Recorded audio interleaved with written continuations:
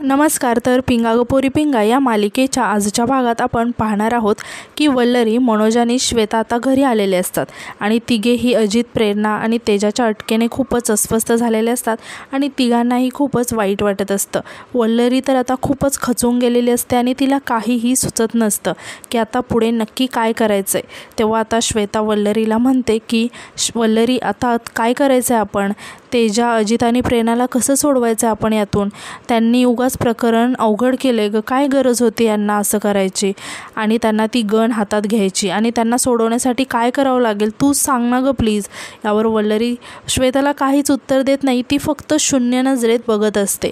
तेव्हा श्वेता वल्लरीला आवाज देत म्हणायला लागते की वल्लरी, अगं मी काहीतरी बोलते तुला, माझं डोकं चालायचं बंद झालंय ग, तुला काय वाटतंय ते तरी सांग ना प्लीज. तेव्हा वल्लरी आता अडखळत म्हणायला लागते की काय नाही होणार, त्यांना सुटतील, ते सोडवू आपण त्यांना. तेव्हा मनोज आता वल्लरीला असं इतकं अस्वस्थ झालेलं बघून तिच्या जवळ जात तिला म्हणायला लागतो की वल्लू, हे बघ, ऐक ना. तेव्हा वल्लरी आता मनोजकडे बघायला लागते आणि पटकन घाबरून म्हणायला लागते की अहो, किती लागले तुम्हाला, तुम्ही आधी का नाही सांगितलं मला, बसा बघू इथे, किती रक्त येते. असं म्हणून वल्लरी मनोजला झालेली जखम साफ करायला लागते. आता ती खूपच कावरीबावरी झालेली असते आणि काहीही बाई बडबडत असते. तर हे बघून आता श्वेता खूप आश्चर्याने वल्लरीकडे बघत असते आणि ती वल्लरीचे हे असं वागणं बघून जोरात वल्लरीवरती ओरडते आणि म्हणते की वल्लरी, अगं काय चाललंय तुझं, आम्ही काय बोलतोय आणि तू काय बोलतेस, आपण कसं सोडवणार आहोत त्या तिघांना? तर मनोजसुद्धा वल्लरीला म्हणतो की वल्लरी, अगं सिच्युएशन लक्षात येते का तुझ्या, आपल्याला पुरावे गोळा करावे लागतील, सगळं कठीण होऊन बसलंय. तर श्वेता म्हणते की हो, आपण कसं सॉल्व करणार आहोत हे सगळं, आता त्यांना सोडवावं लागेल ना, आणि ते किती दिवस असं आतमध्ये अडकून पडणार आहेत.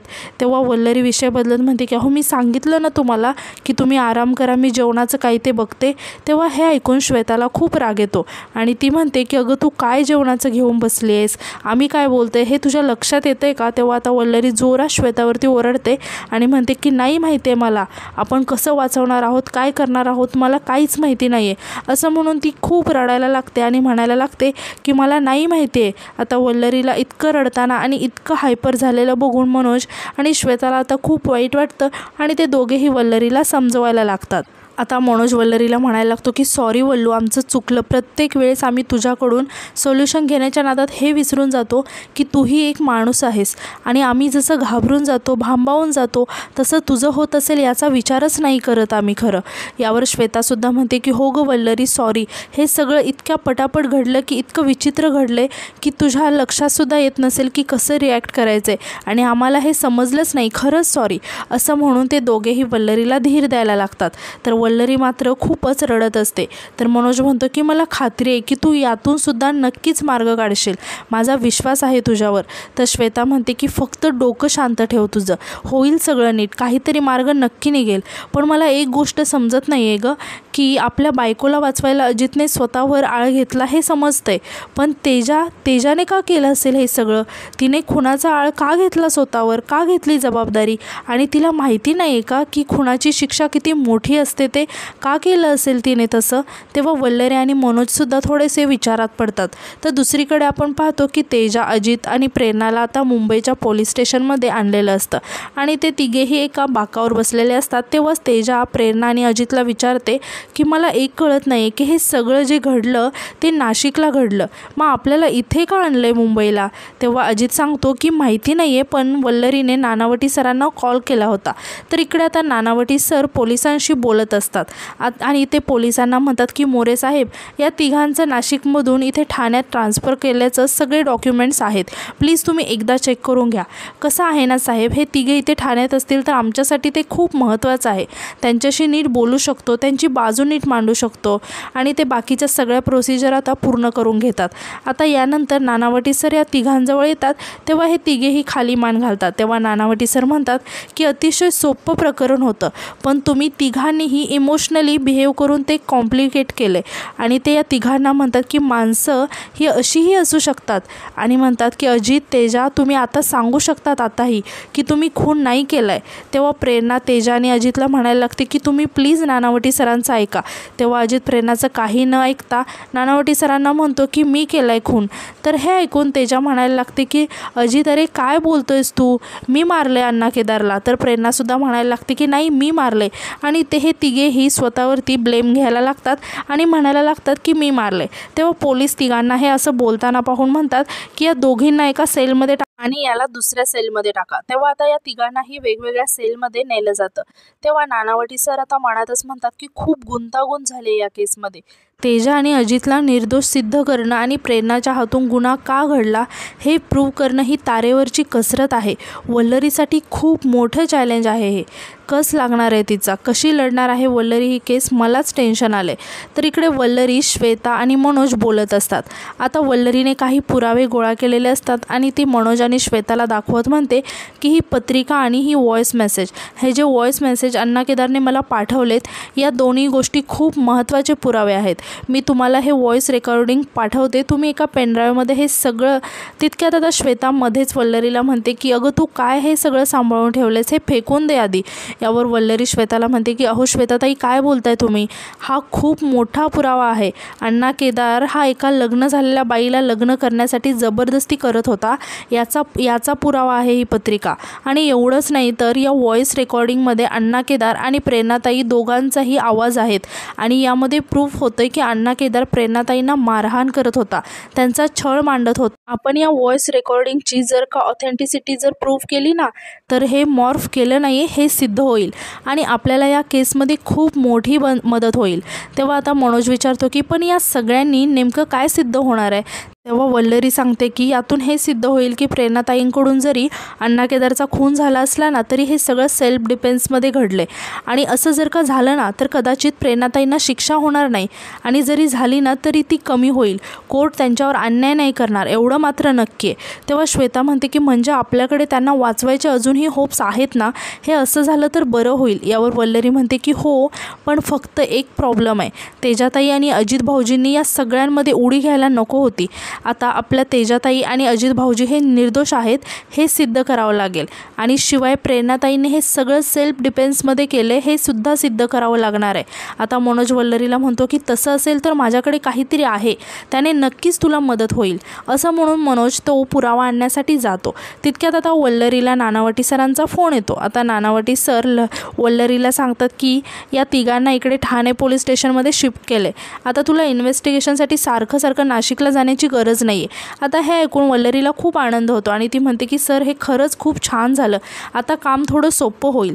तेव्हा नानावटी सर वल्लरीला म्हणतात की सोपं, अगं वल्लरी तुला आता या तिघांवरही लक्ष द्यावं लागणार आहे।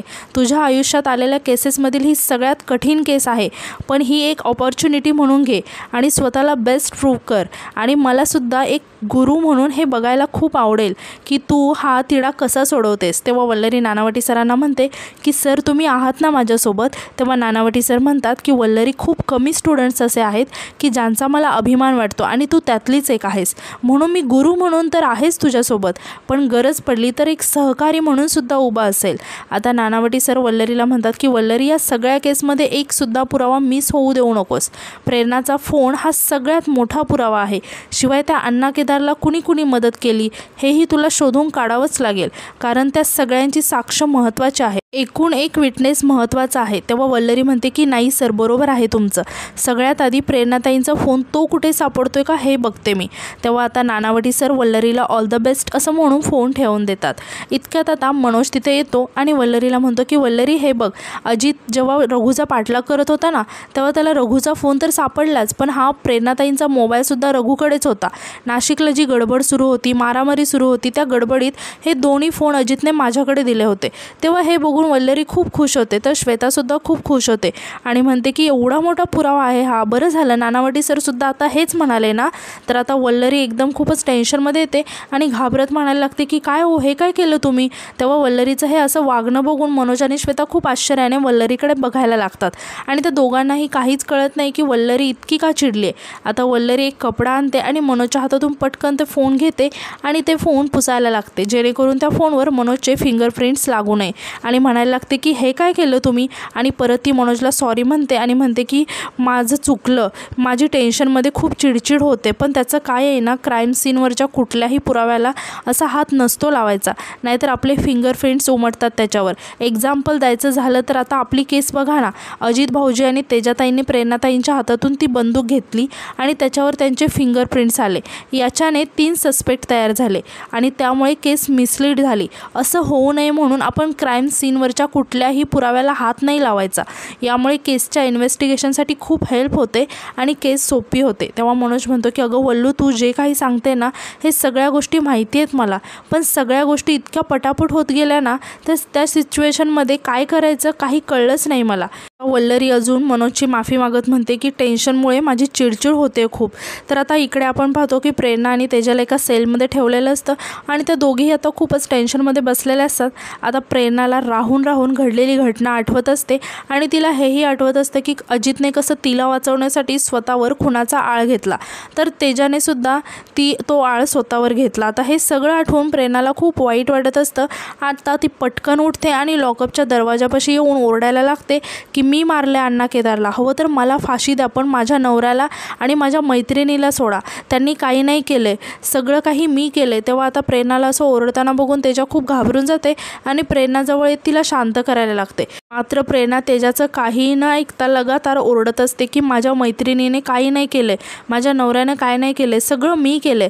तेव्हा तेजा तिला समजवायला लागते की प्रेरणा अगं शांत हो. मात्र प्रेरणा लगातार म्हणत असते की सगळं काही मी केले आणि मी मारले अण्णा केदारला, मी मारले अण्णा केदारला. तेव्हा आता तेजा हे बघून प्रेरणाच्या जोरात कानाखाली वाजवते आणि म्हणते की प्रेरणा काय चाललंय तुझं, शांत हो. तेव्हा प्रेरणा आता भानावर येते आणि तेजाकडे बघायला लागते. तेव्हा तेजा प्रेरणाला म्हणते की प्रेरणा अगं नको आरडाओरडा करू, प्लीज शांत हो. तेव्हा प्रेरणा तेजाला म्हणायला लागते की तेजा अगं तुला कळतंय का तू काय करतेस, ते अगं नको पडूस या सगळ्यात, हे बघ मी मारले अण्णा केदारला, तर मला शिक्षा काय व्हायची ना ते होऊ दे, तू नको पडूस अगं या सगळ्यात. तेव्हा तेजा प्रेरणाला म्हणायला लागते की तू शांत बस. त्यातच आता तिथे एक महिला पोलीस कर्मचारी येते आणि या दोघींचा असा गोंधळ बघून विचारायला लागते की काय चालू आहे तुमचं. तेव्हा तेजा म्हणायला लागते की नाही काही नाही. तर प्रेरणा आता तेजाला म्हणायला लागते की हे बघ माझं ऐक तेजा, मी मारले ना अण्णा केदारला, तर मला शिक्षा होऊ दे, तू माझ्यासाठी या सगळ्यामध्ये का पडतीयस. तेव्हा आता तेजा तिथेच ती महिला पोलीस कर्मचारीकडे बघून म्हणायला लागते की हे बघ प्रेरणा असं काय करतेस, मी मारले ना तर मला होऊ दे शिक्षा. तर प्रेरणा खूप काकुळतीने तेजाला म्हणत असते की तेजा अगं असं नको करूस, प्लीज माझं ऐक, मला जे काय व्हायचं ते होऊ दे, पण तू आणि अजित यातून सुखरूप सुटला पाहिजे. तेव्हा ती पोलीस कर्मचारी ओरडत म्हणते की काय ड्रामा चाललाय तुमचा, स्वतःही झोपत नाहीत आणि दुसऱ्यांनाही झोपू देत नाहीत. असं म्हणून ती वैतागच तिथून निघून जाते. तेव्हा प्रेरणा तेजाला म्हणायला लागते तुला कळतंय का तू काय करतेस ते, का पडलीस ग या सगळ्यात. तेव्हा तेजा प्रेरणाला म्हणते की का पडलीस म्हणजे, कारण मी तुझी मैत्रीण आहे. तेव्हा प्रेरणा म्हणते की मला माहिती आहे, पण तेजा मैत्रिणीसाठी स्वतःच्या आयुष्याचं वाटोळ करून घेणं म्हणजे मैत्री असं नसतं होत ना गं. अगं जो गुन्हा तू केलाच नाही आहेस त्याची शिक्षा का भोगायची आहे तुला. तेव्हा तेजा म्हणते की हे बघ मला नाही माहिती की मी बरोबर करते की नाही, हे योग्य आहे की अयोग्य आहे मला काहीच नाही माहिती. मला फक्त एवढं माहिती आहे की तू आत्तापर्यंत खूप त्रास सहन केलायस, इतकी वर्ष आपण एकत्र राहतोय, मी बघितलंय ना तुला, तू खूप मेहनत केलीस, पैसे जमवलेस, कशासाठी, तुझ्या लग्नासाठी, तुझ्या संसारासाठी पैसे जमवले होतेस, किती कष्ट सोसलेस. आम्ही सगळ्या मैत्रिणींनी स्वतःच्या लग्नाच्या आधी तुझ्या लग्नाची स्वप्न बघितली प्रेरणा, आणि आता ते खरंच घडलंय, कळतंय का. आणि फायनली तुझा अजितसारख्या खूप चांगल्या माणसासोबत संसार सुरू झाला होता, तेव्हाच तो अण्णा केदार आला, त्याने गडबड केली, ते सावरण्यासाठी काही करावं लागलं ना तरी मी करीन, मला नाही माहिती. तेव्हा प्रेरणाला खूप वाईट वाटतं आणि ती तेजाला म्हणायला लागते की माझं प्रेम, माझा संसार, पण मग तुझं काय आहे गं, हे जे काही वागलीस तू आत्ता ते वागताना एकदाही हर्षित दादांचा विचार मनात नाही आला का गं तुझ्या. आणि म्हणते की तेजा असं वागून कसं चालेल गं. तेव्हा आता तेजासुद्धा खूप रडायला लागते आणि त्या दोघीही एकमेकींना मिठी मारतात. आणि आजचा एपिसोड इथे संपतो. तर उद्याच्या एपिसोडमध्ये आपण असं पाहणार आहोत की रघुने आत्महत्या केलेली असते आणि त्याच्याचबद्दल नानावटी सर वल्लरीशी बोलत असतात की आपल्या मालकासाठी जीव घेता घेता ते जीव द्यायलाही शिकतात. आपल्या मृत्यूने जर अजित आणि प्रेरणावर सूड उगवता येत असेल ना, तर आपल्या मालकाची शेवटची इच्छा म्हणून हे करावं असं वाटलं असेल, म्हणून त्याने ते केलं. आणि ते वल्लरीला म्हणतात की त्यामध्ये खूप मोठा प्रॉब्लेम झाला आहे वल्लरी, जाता जाता रघु त्याचं काम करून गेला आहे, हे बघ असं म्हणून ते वल्लरीला काहीतरी दाखवतात, जे बघून वल्लरी खूपच घाबरून जाते. आणि आजचा एपिसोड इथे संपतो. तर आजचा एपिसोड तुम्हाला कसा वाटला हे कमेंटमध्ये नक्की सांगा आणि उद्याच्या नवीन एपिसोडसाठी आपल्या चॅनलला सबस्क्राईब करायला विसरू नका. धन्यवाद.